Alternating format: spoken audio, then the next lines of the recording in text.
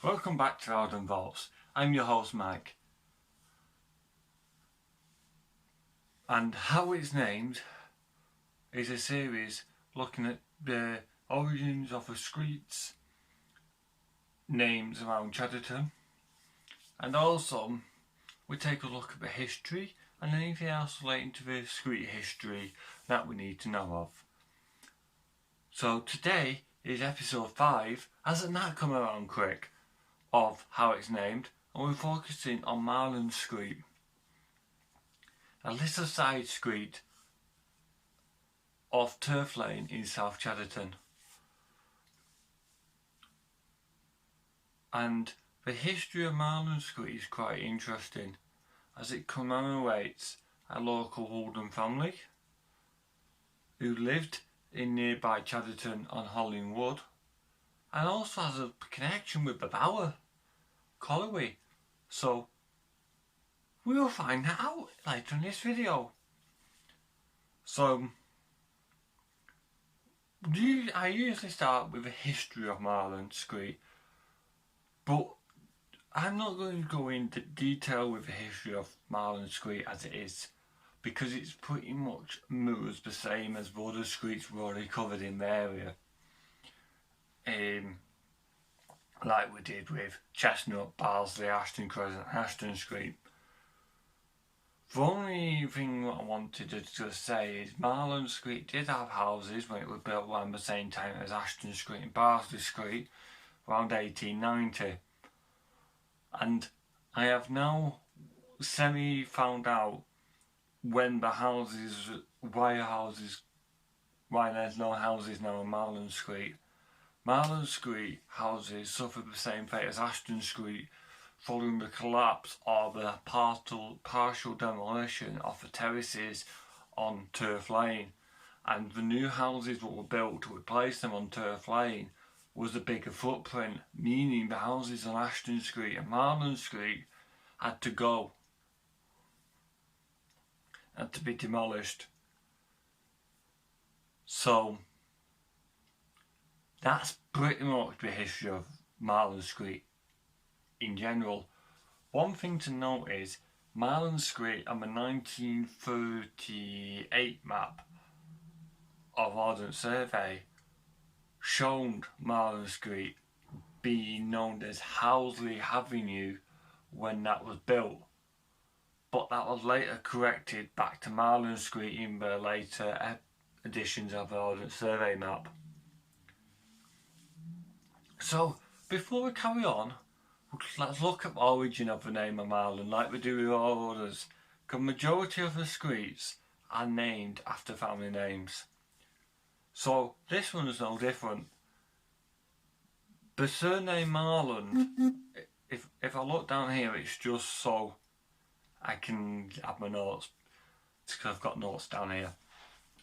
So the surname Marland was first founded in Lancashire, when they held a family seat as lords of the manor, which was pretty much the common theme with the names, if they were to become street names, were lords of the manor, because Holden was a manor at one point. And it was the Saxon influence of English history diminished after the Battle of Hastings in 1066. The language of the court was French for the next 3 centuries, and the Norman ambience prevailed. But the Saxon surname survived, and the family name was first referenced in 13th century when Adam, Alan and Andrew held estates in that shire. So if I haven't mentioned it already, it was found in Lancashire, just in case I haven't covered it already, in the township of Castleton. And that's quite interesting, as we'll come back to this when we cover the streets names which have the names Adam,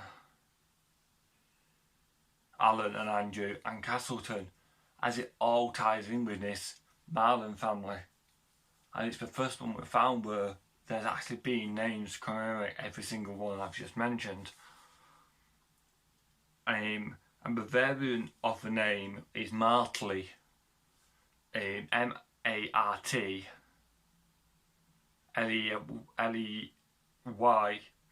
and claims the origin from Martley, a village and civil parish in the Marlon Hills in the district of Worcestershire.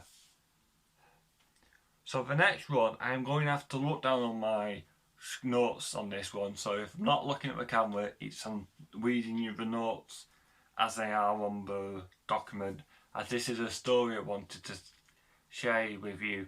It's called The Marlons and the Bower. So we'll look within this, we're covering the Hollinwood Marland family and the Bower Colliery. So let's get to the story time.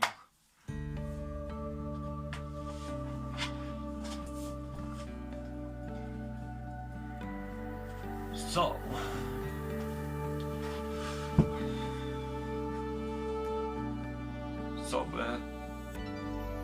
the story of the Bower Pit.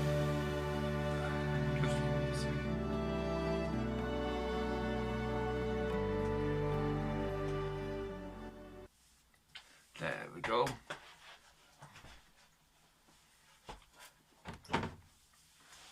The story of the Bower Pit in Hollinwood is the story of the chairman, the grandchairman and the great-grandchildren of James Marland and Betty Marland, née Buckley. For some members of this extended family, the ownership of the Bower brought considerable wealth for others. It's brought a simple job working in the same pit. James Marland was born in about 1783. His life as a colliery at Hurst followed the pattern of several generations of the Marlands before him, in both occupation and location. Of the 5 sons of James and Betty, before living in Hurst Nook, Ashton-under-Lyne, were coal miners. And this, going off the story slightly a bit here, that might then explain why you see, I've put a picture of actually, why it called Marland Street leading to Ashton Crescent, because the Marlands lived in Ashton. That might be a thought to consider. So back to the story. By 1851, all had moved away from Hurst Nook, but continued to be coal miners. John Marland died in 1854, and all his 5 sons worked at the Bower, but were never owners. Jonathan Marland, the second son, sailed to Australia in 1856. Robert Marland and James Marland and perhaps William Marland also went to Australia and returned to England by 1806.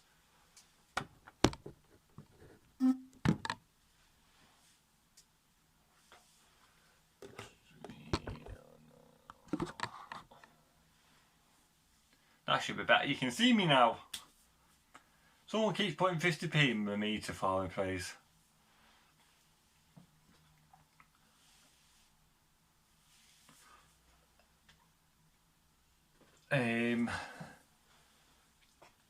Jerry Fanning of Oldham is produced, or probably has produced, a history of the mining in the Oldham area. He has found that at least the period 1858 to 1866, the Hollinwood Lane Colliery, also known as the Cross Colliery, was owned by Booth, Marland and Co.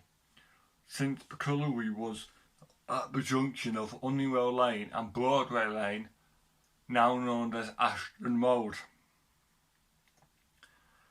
It must be assumed that James and William were the owners.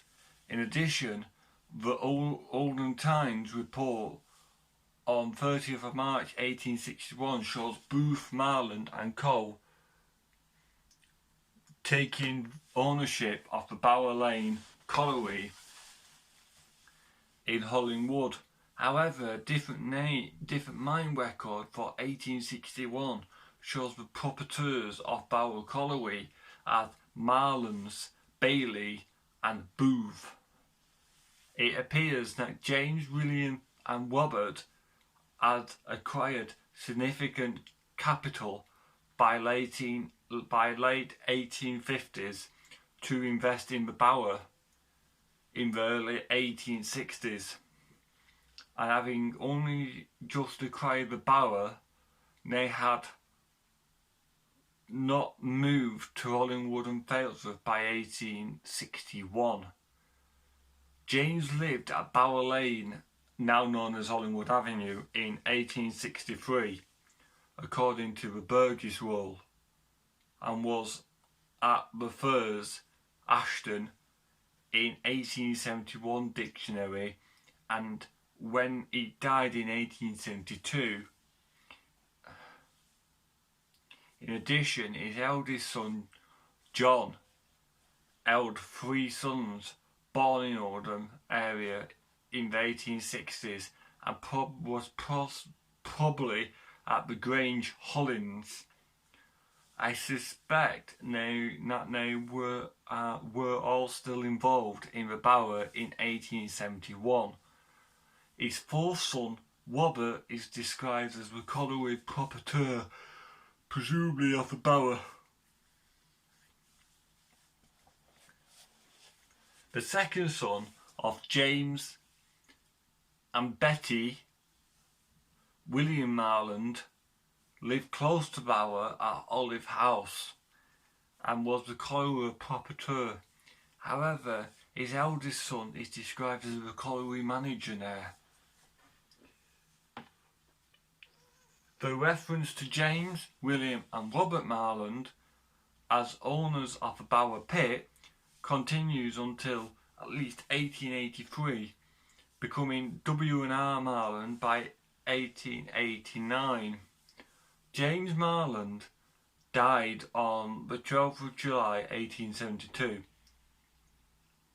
and was buried at St Margaret's, Hollinwood. In his will, his executors were his sons Robert, James, John, Robert and James, all described as the colliery proprietors.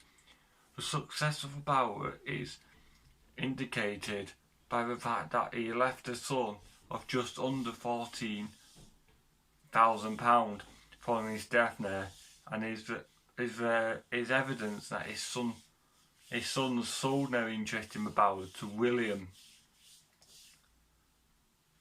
or Robert, with 3 of them, Robert, James and Jonas, going to New Zealand, Oldham Evening Express, and the 4th using his adherents to buy the mine in Llandaff, South Wales, 1871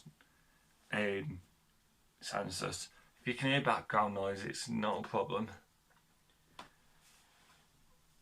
The Bower Pit prospered. The wealth of owners increased and the numbers working in the pit climbed to nearly 300 of the 2 remaining brothers who had seen the Bower grow from 1861. Robert Marlon was first to die. His death on Boxing Day 1890 is described in the Oldham Chronicle.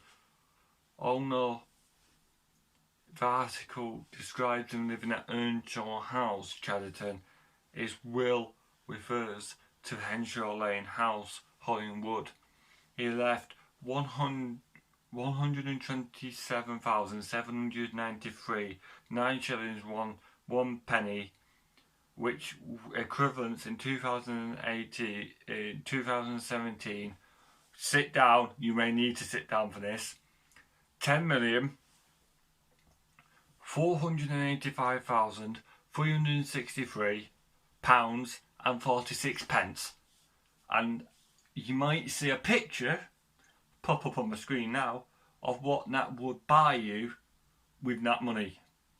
It would be cows, sheep, wool and grains, I think, but you'll see the picture just up on the screen. With his sons Robert and William, both described as current proprietors of Henshaw Lane House, as executors.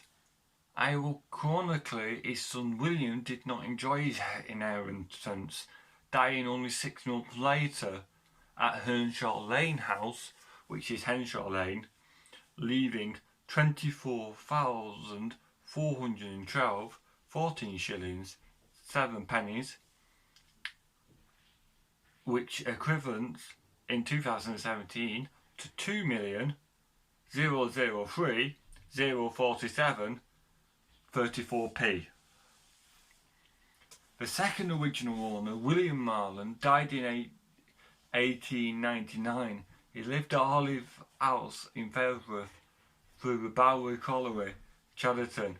He's also referred to in his will and left £62, £675,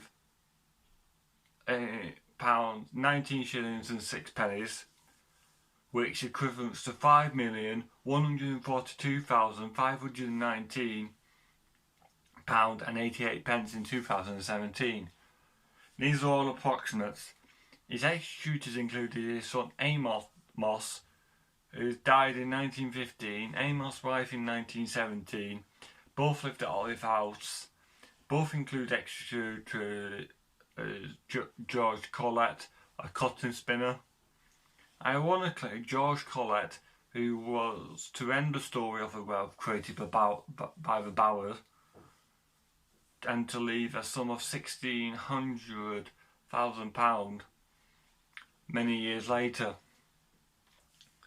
Of John Marland's family, who worked in the Bower but never owned it, in 1900, John, a son of John Marland, died at 384 Hollins Road, Hollinwood, leaving 1,550, still a considerable sum, which is equivalent in 2017 to £121,166 and 91p. In 1906, Robert, the youngest son of John Marland, died as English minder at 61 Bower Lane, Hollinwood, leaving £290 and 2 shillings and no pennies, which is equivalent to £22,677 and 76p. The only Marland to die at Bower was Joshua, another son of John Marland, who was injured on the 11th of January 1887 and sadly died 11 days later, aged 44. Night fireman, injured by a fall of a stone from the side of a gig bow. He was buried at St John's in Failsworth, but there is no online record for his grave in either Oldham or Manchester cemetery records, unlike the rest of the most notable members of the Marland family. So that's not meaning that fact is not true, it's just there's no record to prove and show it. Bower Colliery sadly closed in 1922, and then that when all the redevelopment around there, the houses started to really pick up 10 years later, once all the coal outcuts were gone and the mine was stabilised and all that's lovely jobblies. So just before we finish, I just wanted to just talk about 2 more things.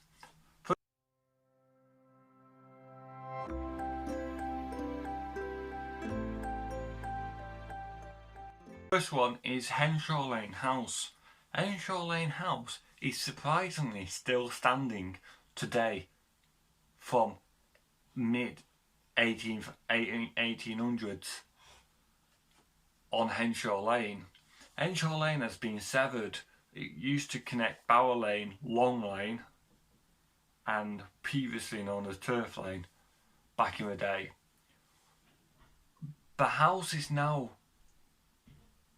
no longer seen, but it's still standing as it's smothered by their hotel complex, which is now known as Victoria Hotel, but it was previously known as Bower Hotel to commemorate the Bower Colliery, and everywhere else was still around there commemorating the Bower Colliery. And Bower is actually an old word for bowl makers. Don't know why bowl makers had something to do with coal, but hey ho, history for you. So I'm going to put up a picture now of that, of Google Street View, which shows the house at the back of it, and you can actually see it if you look. If you have problems, it's only the window clip. So,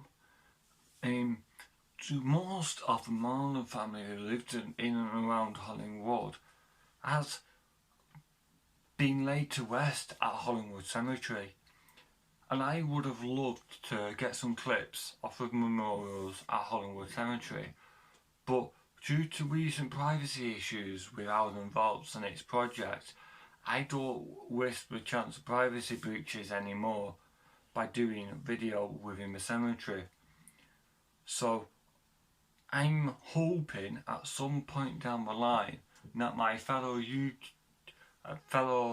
YouTuber who I watch all the time, who does cemetery visits, films them and puts them up on her YouTube channel, so that will be Sarah UK Graveyards on YouTube, and she might have already featured this, or she may feature it later down the line, the memorials of the Marland family.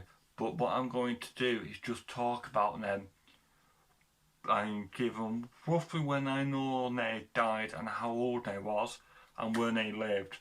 For censorship and privacy reasons, I'm not giving out the house numbers of these, because we're trying to work out what we can say and do at Marlon Vaults, which is within the privacy and freedom of information. So I found records, and this is partly information from the Marland Family website and Oldham Council's cemetery records, so if you need to check them. So the first one is Elizabeth Marland.